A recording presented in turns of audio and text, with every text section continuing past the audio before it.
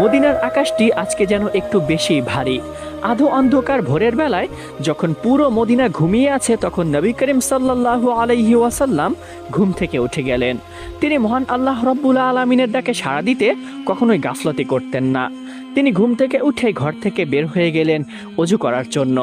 উত্তম রূপে অজু করে তিনি দাঁড়িয়ে গেলেন তাহাজ্জুদের জায়নামাজের উপরে তার সৃষ্টিকর্তার ডাকে সাড়া দিতে। চারপাশে শুনশান নীরবতা, আর নবী করিম সাল্লাল্লাহু আলাইহি ওয়াসাল্লাম শুধু একাই জায়নামাজের উপরে দাঁড়িয়ে আল্লাহর কাছে কান্না করছেন তার উম্মতের জন্য। আল্লাহ যেন তার উম্মতকে ক্ষমা করে দেন, তার উম্মত যেন জাহান্নামে না যায়। এরপরে দীর্ঘ সময় ইবাদতরত অবস্থায় থাকার পরে মসজিদে নববী থেকে বিলাল রাদিয়াল্লাহু তাআলা আনহুর কণ্ঠে ফজরের আজান ভেসে আসলো।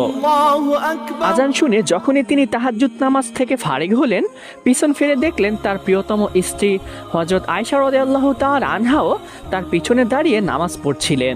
তিনিও তাহাজ্জুদের নামাজ আদায় করছিলেন।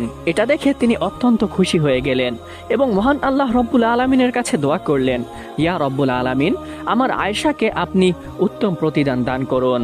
তখন আয়েশা রাদিয়াল্লাহু তাআলা আনহা হঠাৎ করে লক্ষ্য করলেন নবী করিম সাল্লাল্লাহু আলাইহি ওয়াসাল্লামের পা ফুলে আছে।